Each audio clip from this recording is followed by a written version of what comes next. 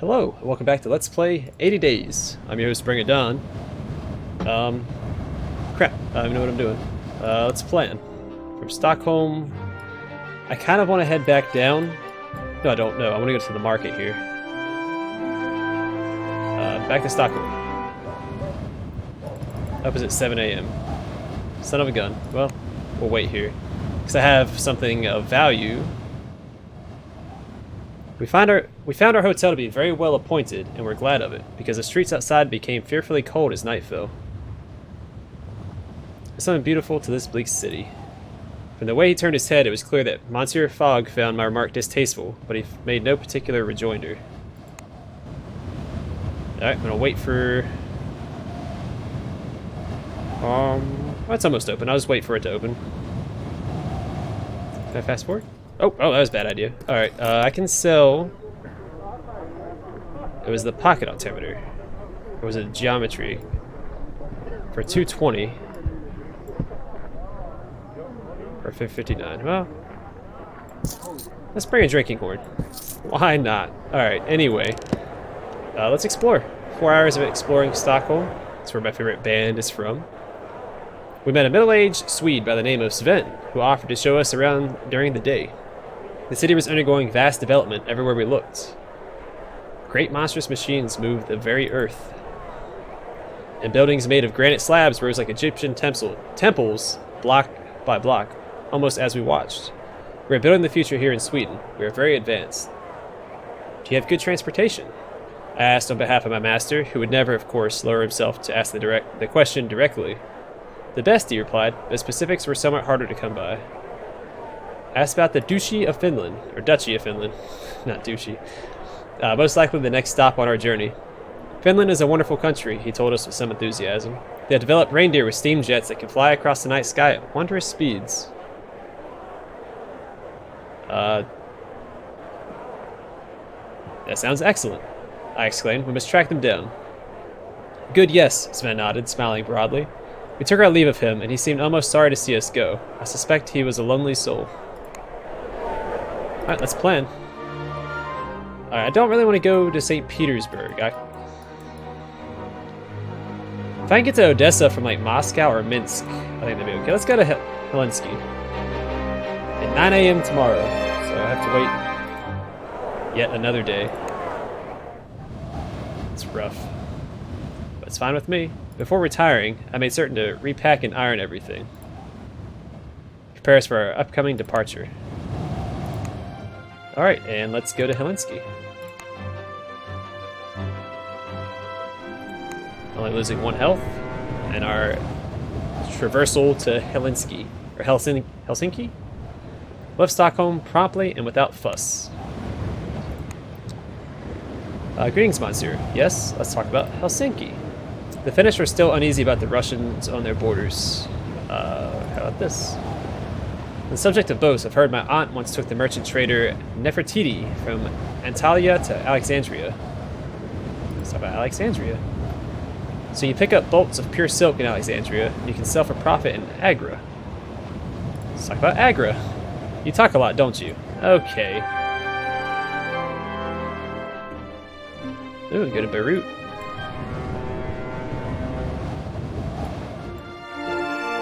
What if we get to the North Pole?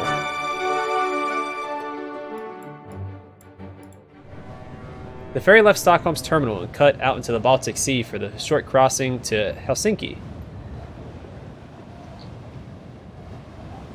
Let's see. Yeah, my spirits are buoyed by the thought of flying reindeer. Hopefully our journey on from Helsinki would be wonderfully fast. We docked at Helsinki in the early evening and disembarked. And here we are. Let's see what we have that's of value. 260, 54, 84. That's right, this needs to go to Istanbul. I need to get to Istanbul. 17, 83, 100. 120 and 920. Yeah, let's sell that. It's odd that that would be here. Buffalo hide.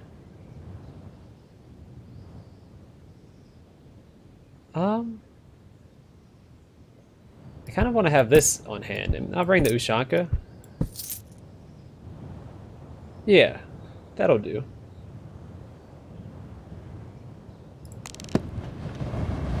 Anyway, let's plan.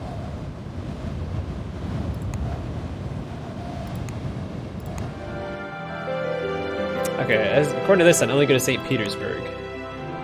And... ooh. 540 in 2 days. Well, right now it's 150. Why would I...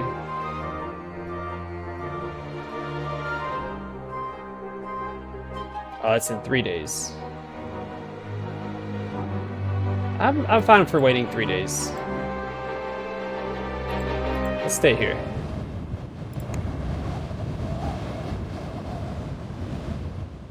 In the lobby of our little hotel, there were 15 different varieties of vodka flavored with various herbs and berries. Now let's try the strawberry. I found it enjoyable, if not revelatory. After that, I moved on to the bilberry. And that quite took my fancy. I awoke, as they say, somewhere else and staggered back to Monsieur Fogg in time for his morning ablutions, but with a splitting headache and another unopened bottle under one arm. So do I still have that in my inventory? I do. Probably don't need all of this, but I do have a complete Russian outfit now.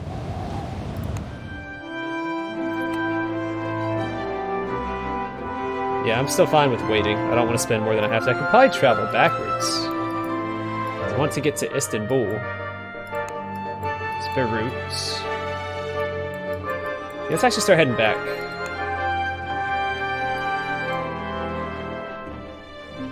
Or is it going to let me travel backwards?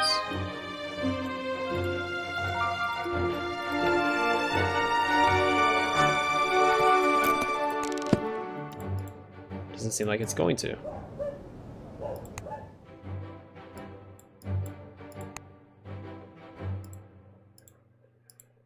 Okay, I get my tips. Let me travel backwards. Alright, I guess I can't travel backwards. That's fine. Let's explore Helsinki some more. I found yet another route. Or route.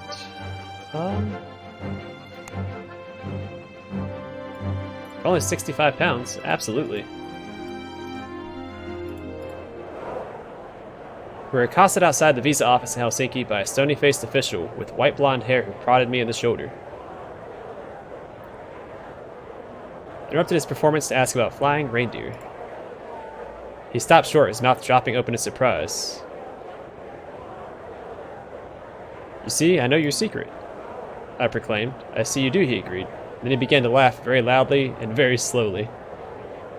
And why are you laughing? I demanded. He shook his head. Yes, you're right.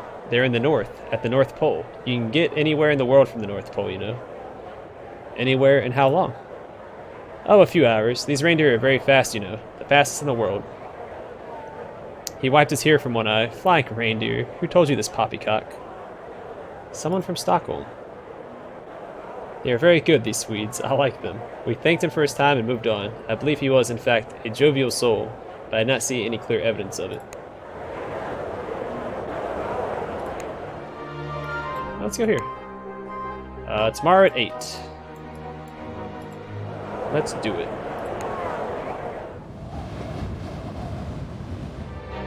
What did it say? We took a room and settled in, and I polished our shoes and hat brims. Let's go out to explore. Found a nervous Greek mademoiselle who had lost a monocle, which I helped to recover, and who then informed me that the quickest way to Zartsin is to go via Minsk. I thanked her, and she shrugged and went about her affairs. Maybe I should have asked her how she knew.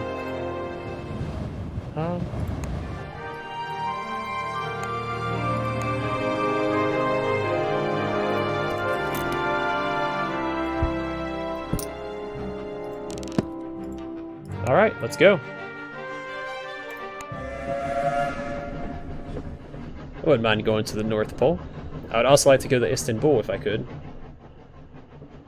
Our compartment on the route from Helsinki to Tromso was pleasingly partially occupied by a pair of blonde-finished giantesses, who spoke at incredible speed in hushed tones, pausing only to observe us as we entered the cabin.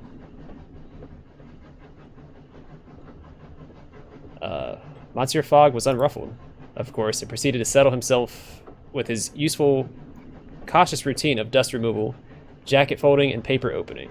The two ladies giggled, though I fear perhaps chuckled is more the correct word, and so... let's go to the restaurant car, which is populated by sullen men drinking chilled wheat beers and made for an altogether more relaxing environment. What is your wish, master? Passepartout? Let's talk about the journey. Day 14, I believe. Our journey continues. For instance, there is a regular hot air balloon service from Tromso to Smeerenburg, but the journey is a tiring one. You might be interested that some buyers will pay for wax cylinders described with music from St. Petersburg.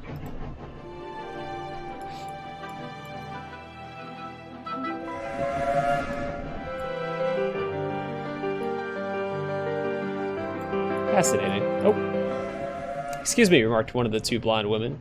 You have not introduced yourself, so I thought perhaps we should. My name is Santa, and this is Rika.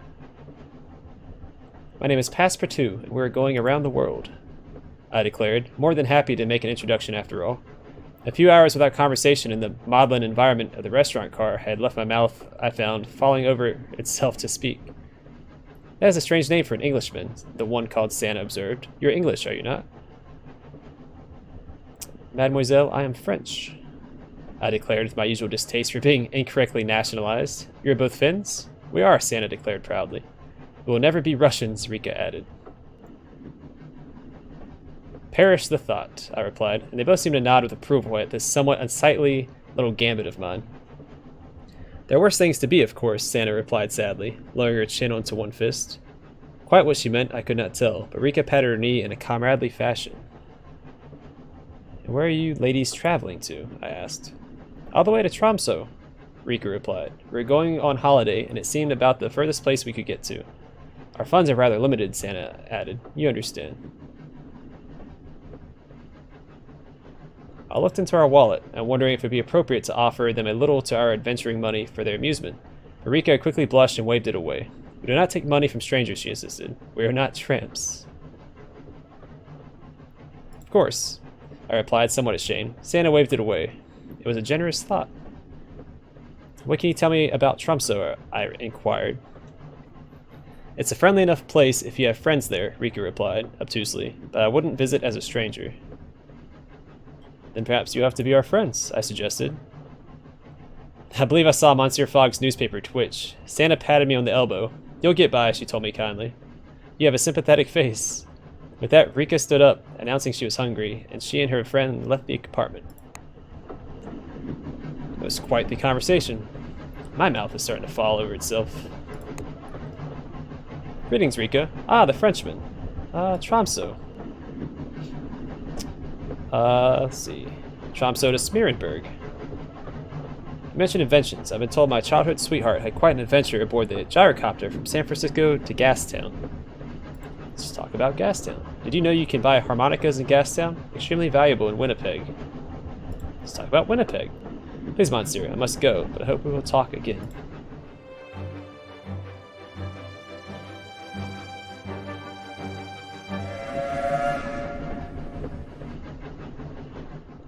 Morning arrived not a moment too soon, after the uncomfortable night we spent propped up in our seats. I attempted to engage the ladies in further chatter. They seemed to rebuff me, that is, until the moment Monsieur Fogg slipped out into the corridor for a brief constitutional, whereupon Rika leant immediately forward. But tell me, we're fascinated, she began. And from the look on Santa's face, they were truly of one mind.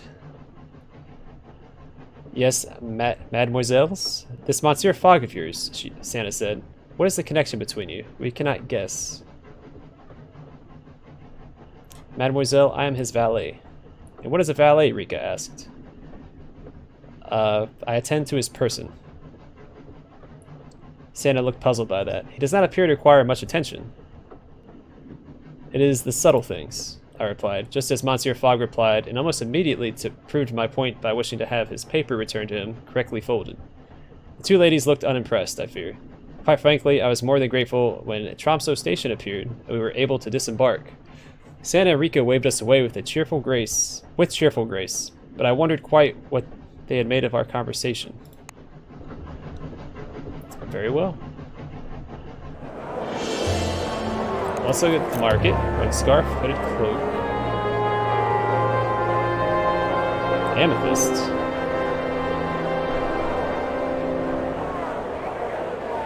Well, we won't buy anything. Well, maybe.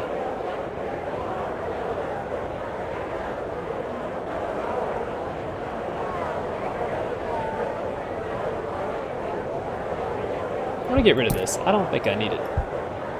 Pick up this amethyst. And that. Well, the one scarf may have been nice to have. Oh well. Let's explore.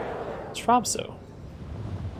I walked the streets of Tromso, a pleasant enough perambulation thanks to the dramatic slopes and the glacial lagoon. There is a university, they tell me. Though I cannot think who would endure such cold just to read books. But my ire was quickly stirred to keep me warm when I encountered one of Mademoiselle Fleischer, who stopped me on the street to ask, without irony, if it was a pleasure for one such as myself to visit her city. I flattered her, of course, but my gallantry was quickly put to the test by her next remark. You are the ambassador we've been promised, she continued, from the Paris of the Europe to this, the Paris of the North. We have been promised a liaison between our cities for many years now. Who else would you be? Tromso is the second capital of Norway, you know.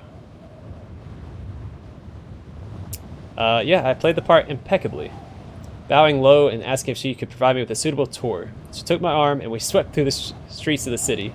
There were perhaps 11 of them, before settling to an enjoyable glass of aquavit and a slice of brunost by the shore of the ice-cold lake. The Mademoiselle's eyes drifted northwards. Have you ever wondered about the top of the world, she asked dreamily. There may be bears there. You are adventurous, mademoiselle. She laughed. No, I'm not. I'm an empty-headed fool, but sometimes I wonder what might be hidden up there. Do you know? We talked for a while of frozen wastes, and I fear I promised I would one day take her to see Paris. Only 15 days into this journey of ours, I fear I am making promises I cannot keep. Alright, let's plan. And we can go up there to Smeerenburg. In 2 days at 1. Tomorrow for 500. Let's do it. Let's wait for a day. Tromso by night was no more endearing, and it was substantially colder, nor was it Parisian? I did but wander in a state of some isolation until I stumbled upon a bar, in which several fishermen and women were playing chess matches, but it was hardly fine entertainment. But I won a few matches, which at least let me feel I had achieved some part of my cultural duties as a traveler. Alright, let's go this way. I can only carry 2. I'm gonna pay for extra luggage. I've arranged transport for us, Monsieur Fogg said. Cool as a cucumber. But Monsieur, that is my job, I exclaimed. Are you displeased with my work? I think you may be somewhat surprised by our next destination, he reported. He shuffled his newspaper. We're going north. He took a sip of tea. Very north. How far north? I asked suspiciously. Smeerenburg, he said, showing me the location marked on his almanac. It was indeed very north, perhaps even very, very north. Why are we going there? Monsieur Fogg looked up at me, a gleam in his eyes. Sometimes passepartout, he said slowly. The best way to untie a knot is not to untie it at all. Sometimes one must simply slice through it. The Alexandrian solution, I murmured, and I fancy his cool blue eyes warmed a little. Though, Monsieur, if you are Alexander the Great, does that make me his loyal steed Bucephalus, his general Hephaestion? I cast my eyes down after I spoke the words, aware of my presumption. friend, a bodyguard, and alter ego. That's what I'm going to go with. And I was but a valet. Monsieur Fogg merely took a breath and rustled his newspaper, and ordered me to ready our bags to depart soonest. I found myself entirely full of gratitude for his habit of stiff reserve. I'm at your service, Monsieur Fogg. Our journey. We have barely begun, alright? Smeerenburg. Regrettably, nothing. Winnipeg? For instance, you can get to New York from Winnipeg aboard the Canadian Pacific Railway.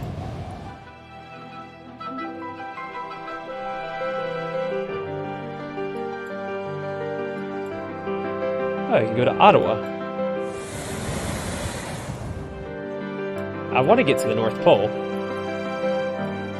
That's my plan, anyhow. Oh my goodness, it's not... The captain of our balloon was a dark-browed woman by the name of Yana Starostina. What exactly is it you hunt? I asked, eyeing a set of large harpoons lashed firmly to the upper deck. Whales, walruses, reindeer, the captain answered jovially enough. Even polar bears sometimes. Are you also a hunter? I inquired with a glance at the livid scar across her cheek. I was once, she said, equably. Maybe I will be again, once my little ones have grown. It would be very irresponsible to allow myself to be eaten by a walrus just now. With that, she was summoned to the navigation room, and we retired to our cabin to rest. Once we get to Smeerenburg, I think we're going to call it... Oh. Passepartout. Enjoying the air? Let's talk about Smeerenburg. Cannot talk about that. The North Pole. No idea. But now, you cannot rely on compasses near the pole. Equipment must be more sophisticated. But now I wonder if you can imagine what it is to kill a creature to live. Let's say no. And that's the rub. The choice to live this way. It makes life so vivid. I guess here. Okay, geometric equipment from Ekaterinburg. Alright. I still want to go to Istanbul, but I am heading in the wrong direction. The balloons seemed to make good time through the colder air. Below stretched an endless, ice-like sea. This was the top of the world, a place few men and women have ever seen, and yet still there were those who treated it as quite commonplace. I asked our captain if there were many people here in the north. She laughed. There are enough to start an argument, she replied. More than enough for that. And then we were sinking lower and we watched a whaling ship bring in a bleeding leviathan from the sea as we settled down to land.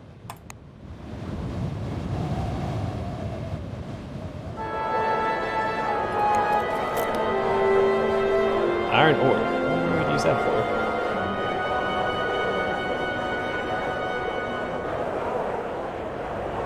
Oh, I can sell it for a whole lot in Moscow.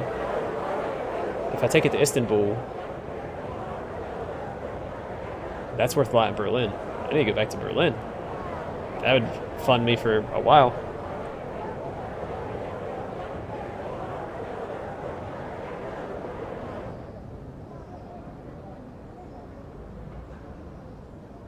Oh, it's valuable here. Worth $250.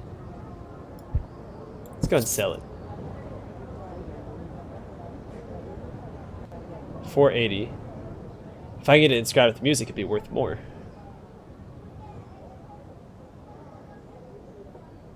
Alright, well, we're going to call it here. Thanks for watching. In the next episode, we will, I think, journey to the North Pole. Hope to catch you there.